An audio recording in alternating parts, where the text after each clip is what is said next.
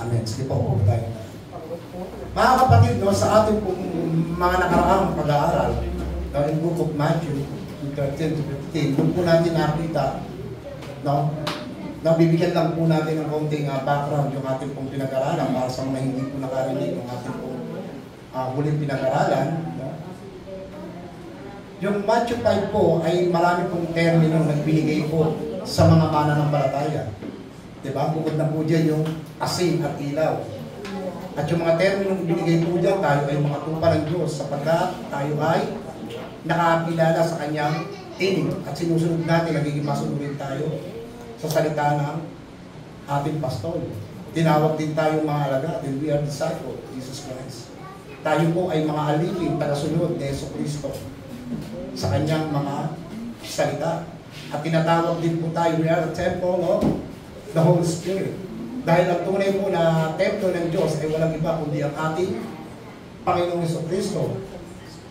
Sapagkat sa ating pag-isa sa ating Panginoon, tayo rin po ay tinuring ng mga templo ng Diyos at tinawag tayong Temple of the Holy Spirit.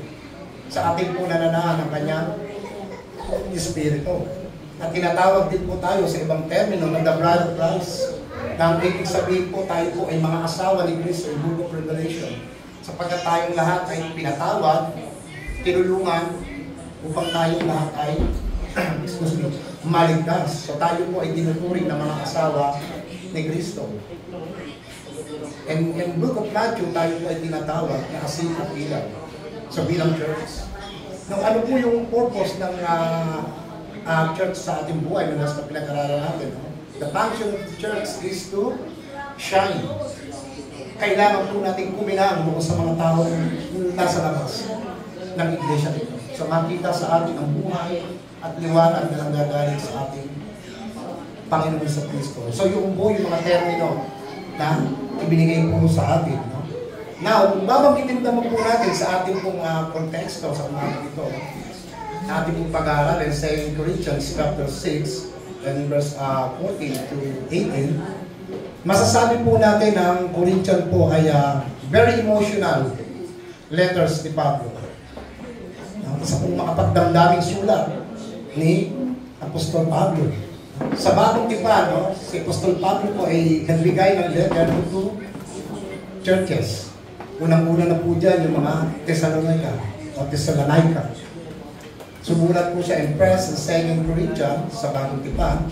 Kasama na rin po dyan yung 1 and 2 Corinthians. Ang una, 1 and 2 Thessalonians. Ang pangalawa naman po ay 1 and 2 Corinthians, which is the Corinthian church.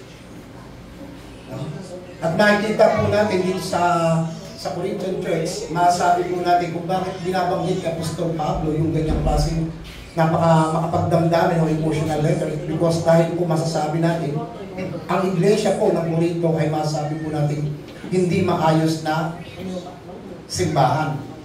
So bakit po natin hindi sinabi, ba't ba natin masasabi na hindi maayos? No? Dahil sa kanilang pagkakasala at paglabag sa mga utos ng Diyos, pero pinakita pa rin ng Diyos sa kanila yung pagmamahal ng ating Panginoon. At masasabi po natin na itong Corinthian po ay nagbigay po ng sakit sa puso at isipan ni Apostol Pablo. At dyan din po natin mababasa sa unang Corinto na meron po isang lalaki na nakipagtalik sa asawa ng kanyang ama. So which is makikita natin no, sa simbahan po ng Corinthian, yung ama mo, yung kinakasama niya, nakipagtalik yung kanyang anak. So nalaman po ni Apostol Pablo yung ganyang klaseng senaryo na nangyayari po sa Corinto. At meron po dyan pagkakabahagi ng kanilang mga pananampalataya. Ang sinasabi po ng ibang mga tagapagturo na pumasok po dyan, maging yung kanilang mga nainganyo sa mga maling turo, kung sino po yung magaling magturo. Si Pedro, si Pablo, o si Apollos. So nagkakaroon na po ng tinatawag na ano bang tawag din yung comparison kung sino po yung magaling magturo sa kanila. At meron naman pong pumasok dyan na sinasabi lang kami ay mga espiritual. Kami ay nagsasalita ng ibang wika at sumasa amin ang banal na Espiritu. At wala sa inyo ang banal na Espiritu. Kaya kami ang tunay na lingkod ng Diyos. So dahil po nalaman ni Apostol Pablo na may nangyayari po sa ganyang klaseng simbahan na kanyang pong minahal, tinuruan, at itinuring na malalapit na mga kaibigan, so sumulat po ng liham si Apostol Pablo sa kanila. At ang akala ni Apostol Pablo sa una niyang sulat sa Corinto ay matatapos na po yung kanyang problema. So hindi po.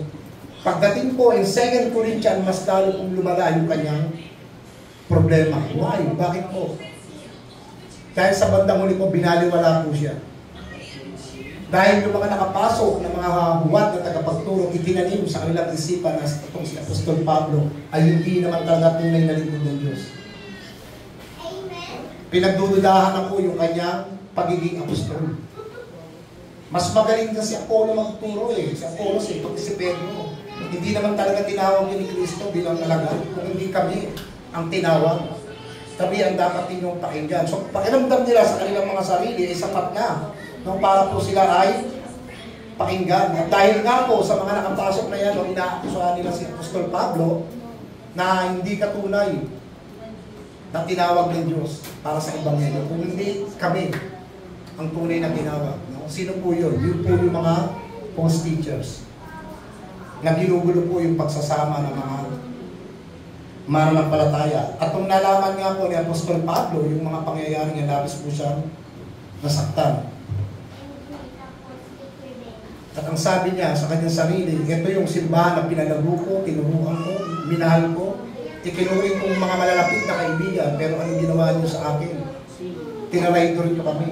Di ba? Kaya ang sabi ni Apostol Pablo dyan mas tinatanggap niyo ba yung mga hindi mananampalataya kaysa sa aming mga tunay na lingkod ng Diyos. At yung kanina pong background, no, yung mga kapatiran sa Corinto, may mga senaryo na hindi po sila nakikipag-ugnayan sa kapwa nila members. Parang katulad natin. Hindi rin po sila nakikipag-ugnayan kay Pablo, no, bilang malapit at tunay nilang kaibigan. So mas nakikipag-ugnayan sila doon sa mga taong hindi naman nila talaga kapamilya. It means yung mga false teachers na to. Mas tinatanggap nyo pa yung mga hindi mananampalataya kaysa sa amin. No? So ganun po kalapit ang loob ni Apostol Pablo sa mga taga-Corinto. Tinuring niya pong malalapit na kaibigan. Kumbaga parang close friend niya. Pero sa bandang huli, binaliwala at tinaraydor po siya.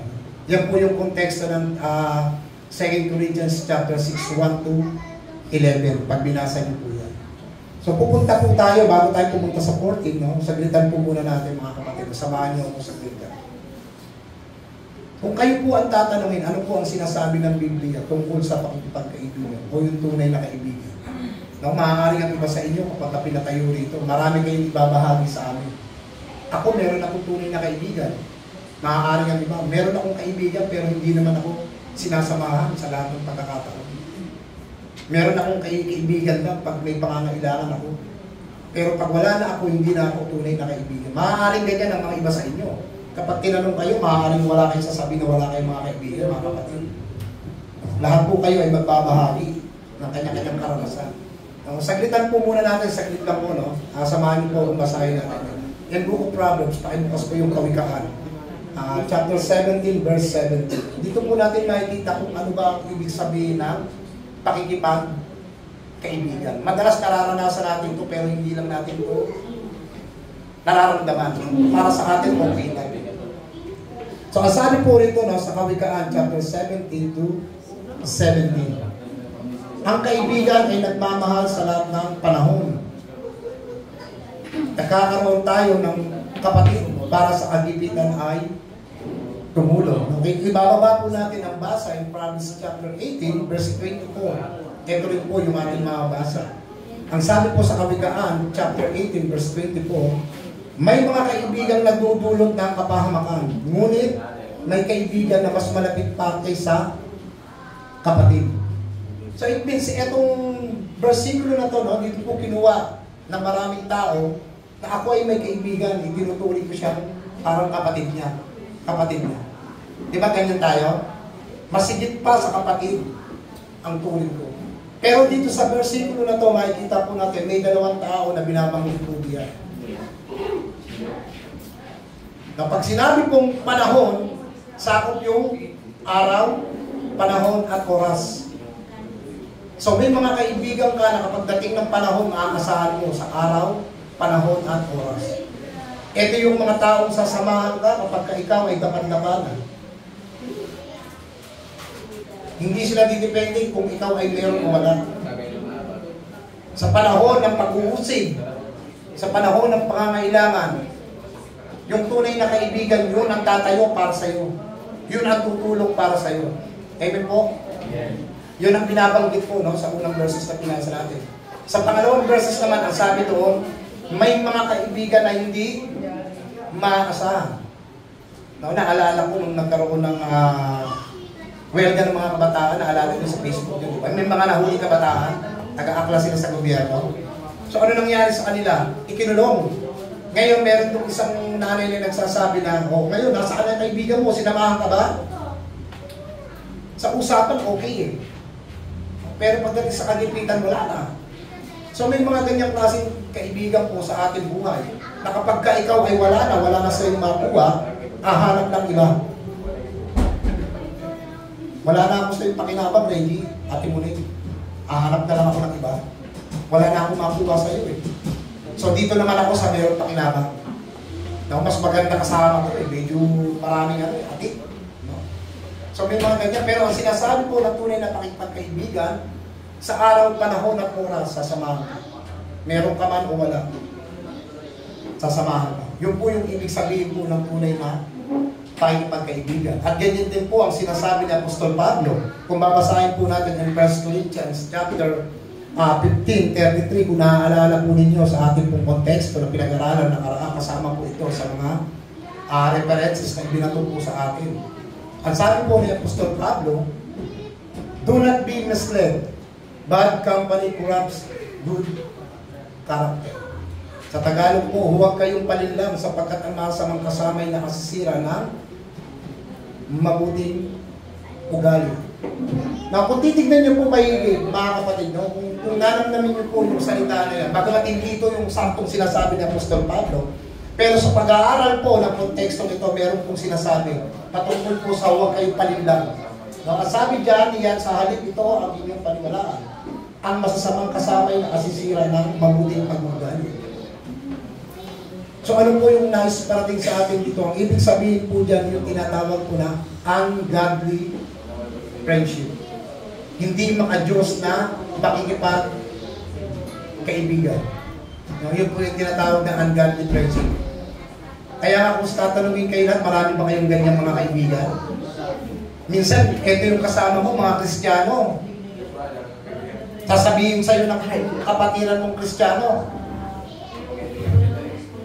Nestor, hindi ka na nakakaati ng gawain kasi busy ako sa trabaho busy ako sa school, busy ako sa work Pero sa kabila pala na yun, kaya ka pala busy dahil naiingayan mo ka na ng mga tao nasa labas. Pasensya na kayo mga kapatid hindi ako makati ng gawain kasi ang dami namin tinatapos sa loob ng school, sa aming office. Nag-overtime kami. Pero nag-overtime ka pala, nandun ka sa isang lugar, nakasama mo yung mga hindi mananampalataya, konti lang naman ito Sumat lang naman ako Masarap pala mag-yumas Nakakabuo kayo na maraming usapan. Kaya pagdating sa mga tunay mong kaibigan na mga mananampalataya, sa kauli mo, wala akong time. Sa susunod na lang, kapag kaluwag-luwag yung schedule ko. So hindi mo alam na ikaw ay natatanima dahil sa tinatawag na ungodly friendship.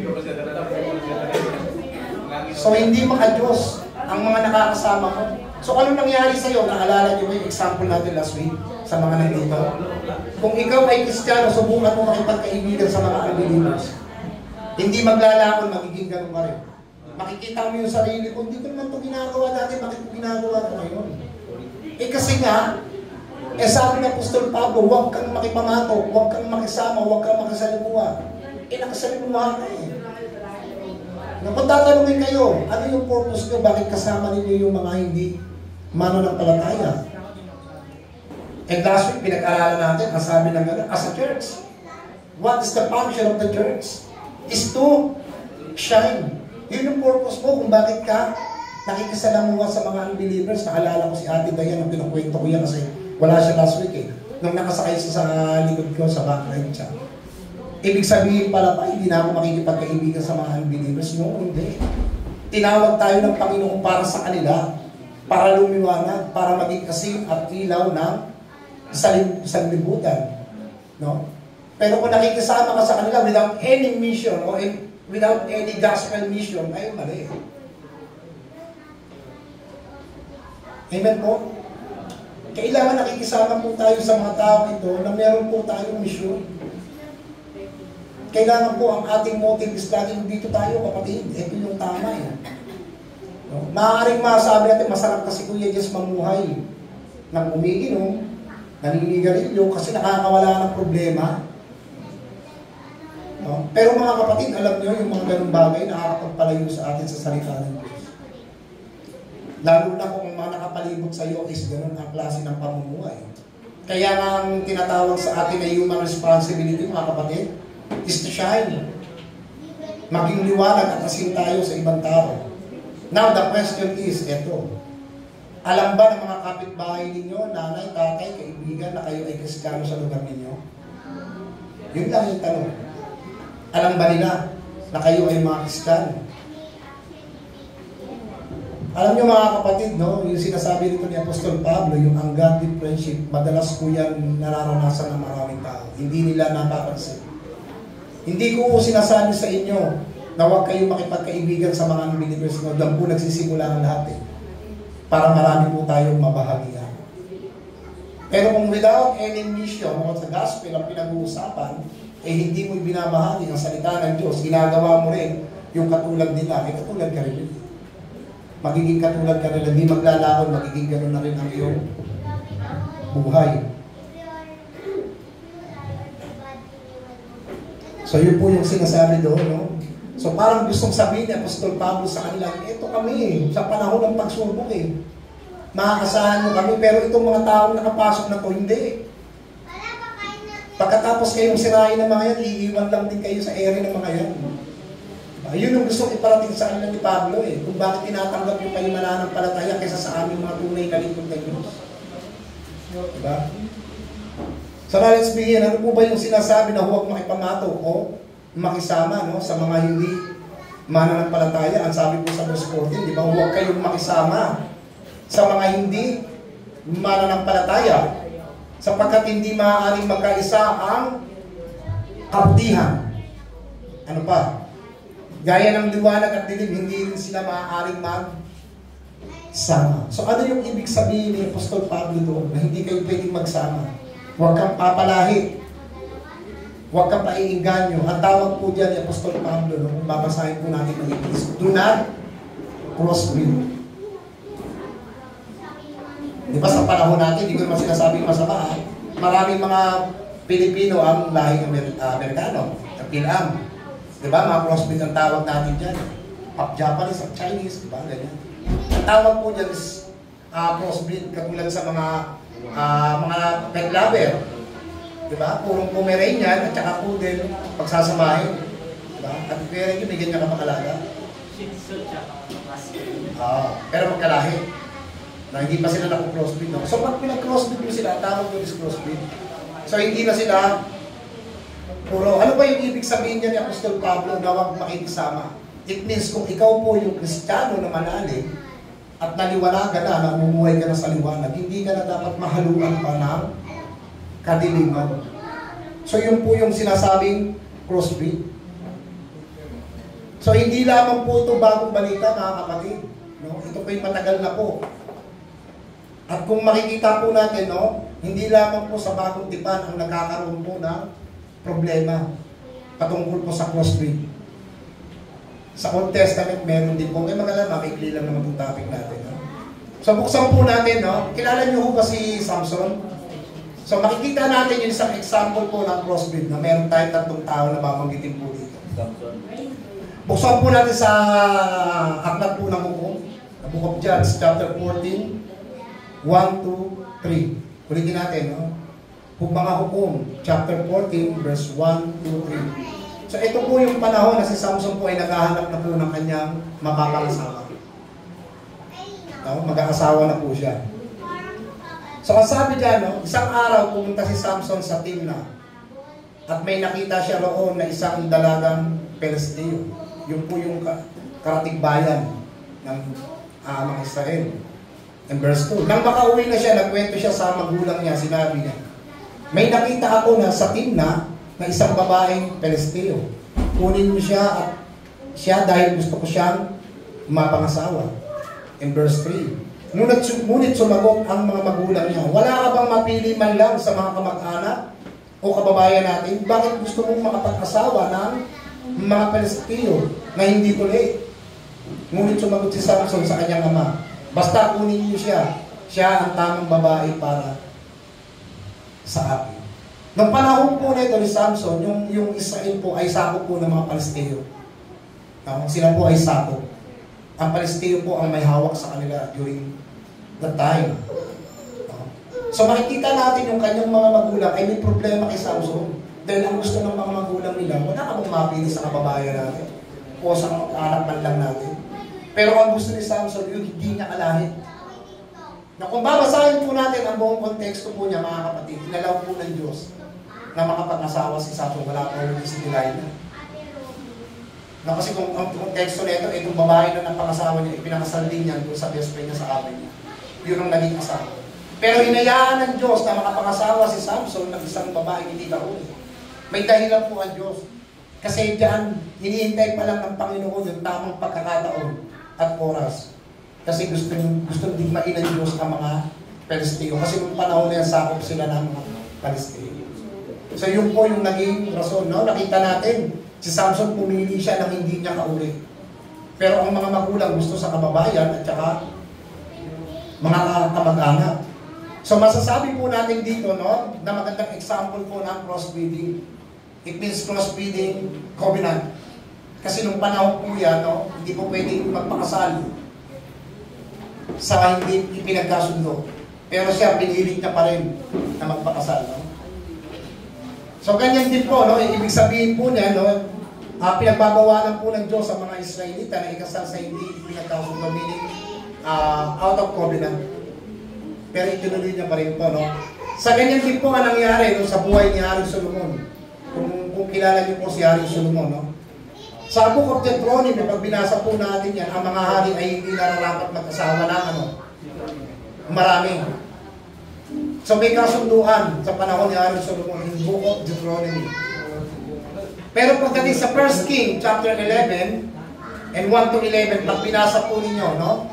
Kayong tatanungin ko po kayo mga kapatid, no? Walang titingin sa mga cellphone o background o ano ba. Tingin kayo lahat sa akin. Ilan ang napangasawa ni Haring Solomon? 400. Alam? 400? Ilan na yun? Sige po, sige, nakakaalam. Kung kayo po ay nagbabasa ng salita. Dali ba pala yun? Ha? Okay, ganito po. Wala na si Haring Solomon? Nagkasawa po siya ng maraming Israelita. Hindi po sakop doon sa bayan nila. Sa iba't ibang bansa, alam niyo po ba kung ilan ang napangasawa ni Haring Solomon? Kung kayo pinagbabasa? 700 na mga prinsesa galing sa iba't ibang bansa. Hindi pa ho tapos yun, mga kapatid. Meron pa ho siyang 300 na asawa mula sa kanyang alipin. So ilan yung pumapatak yung kanyang asawa? 1,000? 1,000. Kuya Eman, mag-asawa ka ng 1,000, makikilala mo kaya lahat? Oo. Sa isa, ikaw Joshua? 1,000 makikilala mo? Eh paano kung ang anak kami magbalo sa kanino kang anak? Paano mo i-handle yung ganun karami?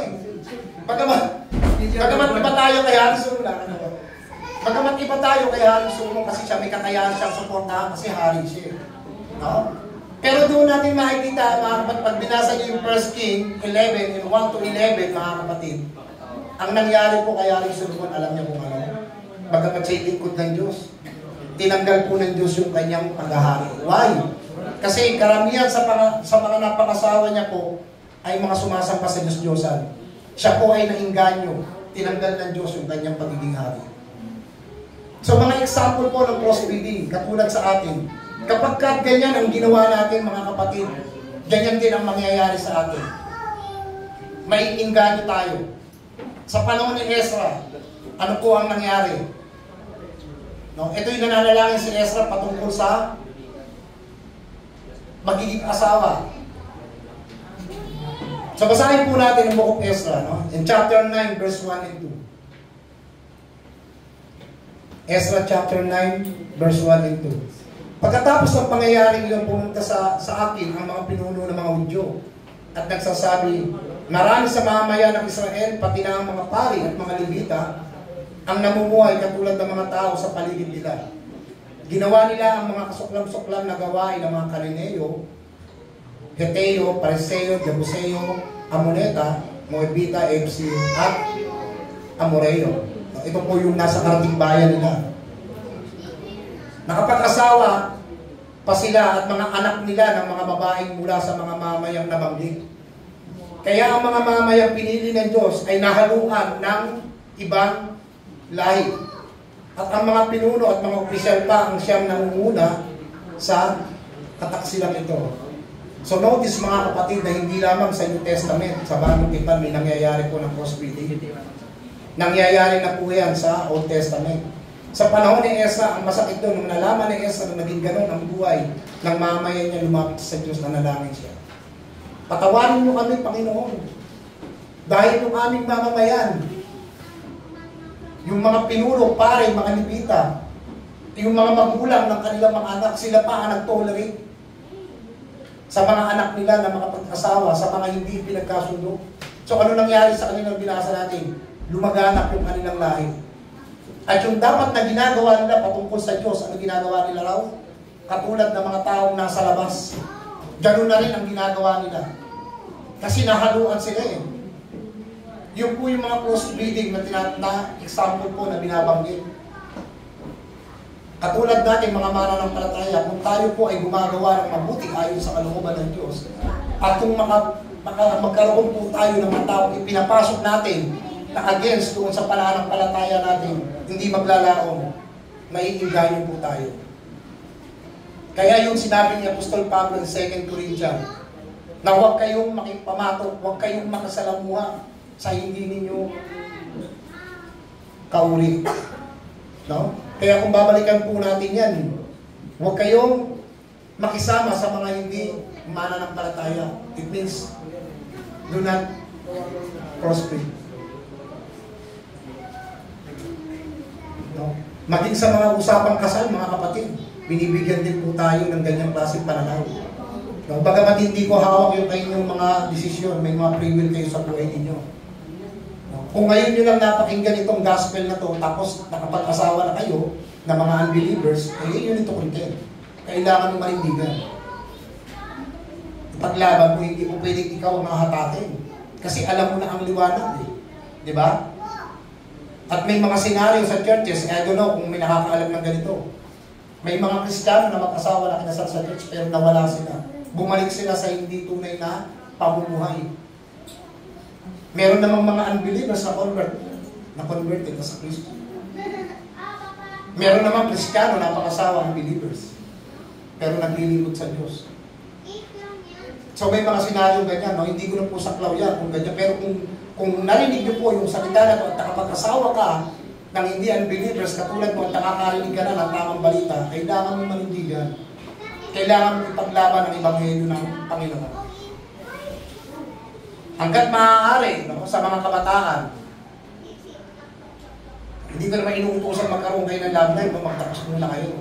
Kung pipili kayo, sana yung kauri ninyo, yung kapananampalataya ninyo, para wala kayong magiging problema. Kasi kung unbeliever sa mga pangasawa ninyo at ahatakin kayo, maniwala kayo sa akin. Pag kayo nagkaanak, tuloy-tuloy yan, gano'n na mangyayari. Marami dyan ang hindi maniniwala sa Diyos. Kaya yun po yung sinasabi na do not crossbreed. Kaya gano'n ang pahayag ni Apostol Pablo sa mga mananampalataya sa kwento. Why? Kasi pinapasok nila yung hindi kauri. So ano nangyari? Binaliwala nila yung tunay na lingkod ng Diyos. Nag-iba yung kanilang pananaw. Hindi na nila pinaniwalaan si Pablo. Initsapuera na nila. Kaya masasabi natin very emotional letter. Hindi natin masasabing nanghihinayang si Apostol Pablo, pero gano'n na rin. Nung marami sa kanila ang mga nadaya. Sa panahon ni Ezra, yung mga magulang pa ang nag-iinganyo. Sige, magsipag-asawa kayo nang hindi ninyo kauri. Pero samantala ng panahon na yun, may kasunduan na sa kanila. Na huwag kayong kukuha nang hindi ninyo kauri.